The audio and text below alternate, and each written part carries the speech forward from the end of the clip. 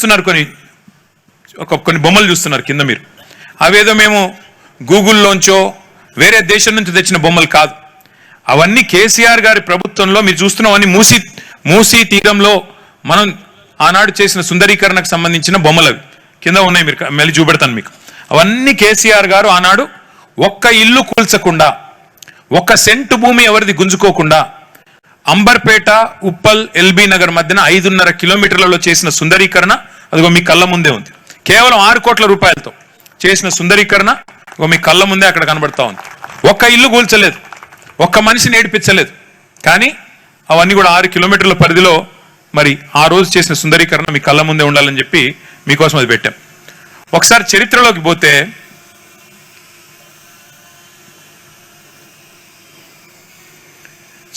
పోతే అసలు మూసీ పుట్టేది మీకు వికారాబాద్ అనంతగిరి అడవుల్లో అక్కడ పుట్టి కిందికి ముచ్చుకుందా నది అంటే నేటి మూసీ నది మొత్తం పైన రంగారెడ్డి జిల్లా నుంచి వికారాబాద్ జిల్లా నుంచి ప్రవహించి హైదరాబాద్ నుంచి కిందికి పోతూ కిందికి నల్లగొండ నుంచి కిందికి పోయి నల్లగొండ జిల్లా వాడపల్లి దగ్గర కృష్ణానదిలో కలుస్తుంది. కృష్ణానది అల్టిమేట్గా పోయి కింద సముద్రంలో కలుస్తుంది.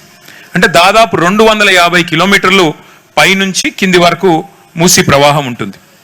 ఒకప్పుడు మూసీ అనేది హైదరాబాద్ నగరానికి జీవనాడి. అసలు హైదరాబాద్ నగరానికి ముగ్గుబోసిందే మూసీ తీరం మీద. మూసీ పక్కనే ముగ్గుబోసి ఆ రోజు కులీ కుతుబ్ షా గారు మా నగరం ఆబాద్ కావాలి, మా నగరం మరి ఎట్లా అయితే ఒక చెరువులో చేప పిల్లలతో నిండుగా కలకల్లాడే విధంగా ఉంటుందో మా నగరం కూడా మూసీ తీరంలో కొడుతున్న ఈ నగరం కూడా అంత గొప్పగా ఉండాలని చెప్పి ఆ రోజు దేవుణ్ణి మొక్కినాడంట. సరే, ఆ రకంగానే మూసీ ఆవిర్భవించింది. హైదరాబాద్ కూడా 1591 సంవత్సరంలో ఆ రోజు 1591 అంటే 440 సంవత్సరాల కిందట మరి నగరం పుట్టింది. తర్వాత మీరు చూసినట్టయితే ఆ రోజు మధ్యలో మూసీకి వచ్చిన అతిపెద్ద వరద ఎప్పుడంటే 1908.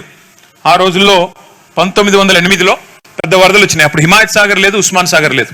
ఇంతకుముందు సోదరుడు ఆంజనేయులు చెప్పిండు ఏమని, ఈ చెరువు కట్టినప్పుడు ఈ రిజర్వాయర్ కట్టినప్పుడు మా వాళ్ళు మా వడ్డెర కులస్తులు వచ్చి బండు కట్టినరు, మొత్తం కట్టగట్టినరు అని చెప్పిండు.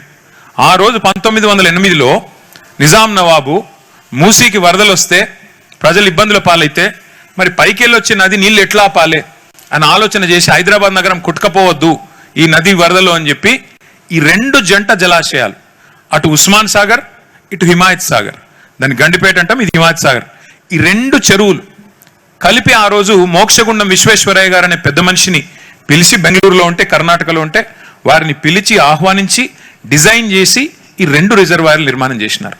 ఈ 2 రిజర్వాయర్ల యొక్క ఉద్దేశం 2 బృహత్తరమైన లక్ష్యాలు. 2 రిజర్వాయర్లకి ఒకటి, మళ్ళీ హైదరాబాద్కు వరద ముప్పు రావద్దు అంటే వీటిని బ్యాలెన్సింగ్ రిజర్వాయర్ల మాదిరిగా వచ్చే వరద నీటిని నిలిపి అవసరమైతే గేట్లు పెట్టి సందర్భానుసారంగా అవసరమైన కొద్దీ ఎంత విడుదల చేయాలో నీళ్లు గంతనే విడుదల చేసేందుకు బ్యాలెన్సింగ్ రిజర్వాయర్ల మాదిరిగా ఈ 2 రిజర్వాయర్లను కట్టడం జరిగింది. ఒకటి. రెండవది, మంచినీటి అవసరాలు కూడా ఉంటాయి కదా నగరం పెరిగిన కొద్దీ, కాబట్టి వీటి నుంచి మంచినీళ్ళ అవసరాలు కూడా వాడుకోవాలని చెప్పి ఈ 2 జంట జలాశయాలు ఉస్మాన్ సాగర్, హిమాయత్ సాగర్ ఆనాడు మోక్షగుండం విశ్వేశ్వరయ్య గారు వచ్చి డిజైన్ చేసి 1908 వరదల తర్వాత డిజైన్ చేస్తే 1920లో నిర్మాణం పూర్తయ్యి హిమాయత్ సాగర్, ఉస్మాన్ సాగర్ 2 ప్రజలకు అందుబాటులోకి వచ్చాయి.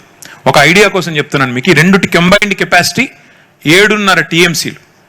ఒక టీఎంసీ నీళ్లు అంటే ఇప్పుడు మీరందరూ ట్యాంక్ బండ్ చూసే ఉంటారు, హుస్సేన్ సాగర్ చూసే ఉంటారు, మన హైదరాబాద్ నడిబొడ్డున ఉన్న హుస్సేన్ సాగర్, దాని కెపాసిటీ 1 టీఎంసీ.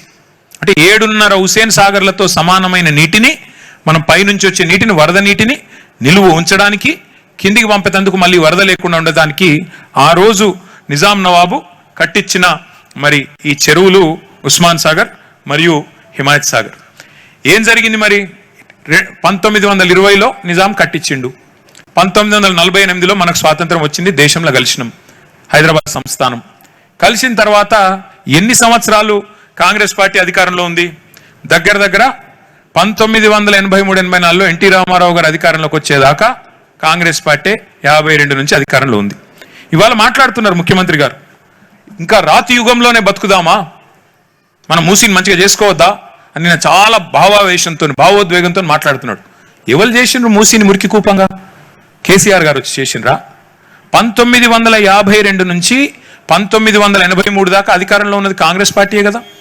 ఆ తర్వాత 83 నుంచి మళ్ళీ మీరు కూడా ఉన్నారు కదా 89, తర్వాత మళ్ళీ 2004 నుంచి మూసీని మురికి కూపంగా మార్చింది ఎవరో కాదు రేవంత్ రెడ్డి గారు.